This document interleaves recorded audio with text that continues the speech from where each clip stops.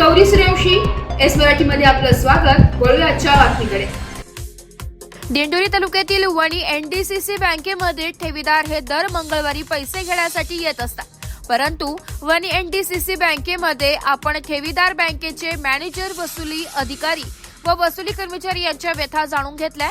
पाहूया शामराव सोनवणे यांच्या स्पेशल रिपोर्टच्या माध्यमातून. वसुली मोहीममध्ये स्वतः मीनाक्षी पुरकर मॅडम यामध्ये सहभागी आहेत.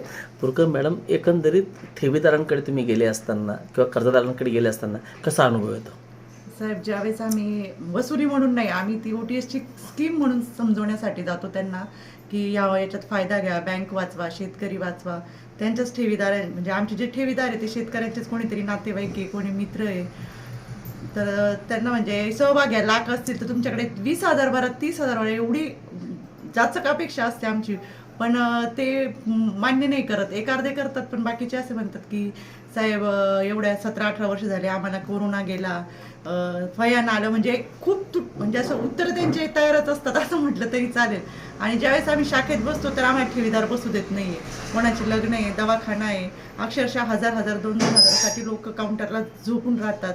कोणी म्हणजे असं झालं की आई भीक मागू देत नाही, बाप पदर पसरू देत नाही. त्या म्हणीप्रमाणे आमची हे झालेले आहे. आणि साहेब पण सांगतात की करा, म्हणजे आपली बँक ही आपली आईप्रमाणेच आहे, सगळ्यांनी तिला पदराखाली घेतले. आता तिची वेळ आली तर तिला सगळ्यांनी आधार दिला पाहिजे. परिस्थिती ज्याची जसं असेल ना त्याप्रमाणे भरा. आम्ही काय म्हणत नाही की तुम्ही पूर्ण कर्ज भरा किंवा काय, पण तिला सहकार्य करा. आपली बँक वाचवा, आपण वाचू, बँक वाचेल, कर्मचारी वाचतील आणि शेतकरी वाचेल. बरोबर बोलण्यासाठी आता वसुली अधिकारी धुमसाहेब, एकंदरीत वसुलीसाठी तुम्ही फिरतायत, काय परिस्थिती आहे? परिस्थिती आता आपल्या जिल्हा बँके वणी शाखेची जवळजवळ मुद्दल आपली 150 कोटी, व्याज 100 कोटी, 250 कोटी येणं आहे.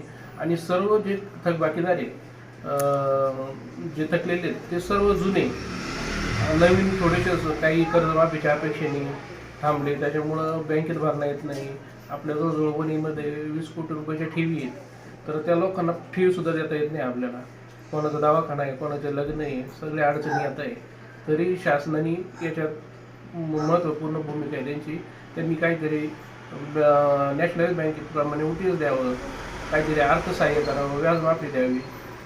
कुठल्याही प्रकारची मदत शासनाने केल्याशिवाय या गरीब दुबळ्यांचे पैसे देता येणार नाही आम्हाला, आणि ती वसुली पण होणार नाही. तशी शासनाने काहीतरी मध्यस्थी करावी अशी मागणी आता सर्व स्तरावर होत आहे. दिंडोरी ना कशासाठी बँकेत आले? पैसे घ्यासाठी. हां,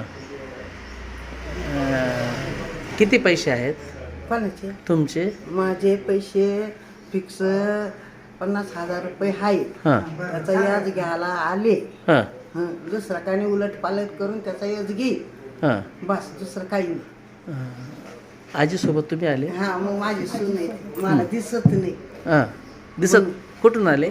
इथूनच गावात हां बाजार गेले नाही. हां, तिथून कुठून आले? पिंपरीवर. हां, काय सांगाल? वणी एनडीसीसी बँकेचे शाखा अधिकारी आहेत जाधव साहेब, आपल्याकडे दर मंगळवारी गोरगरीब जनता येते, ज्यांच्या ठेवी आपल्याकडे आहेत ते, आणि ते तासनतास बसून असतात. तुम्ही काय सांगाल?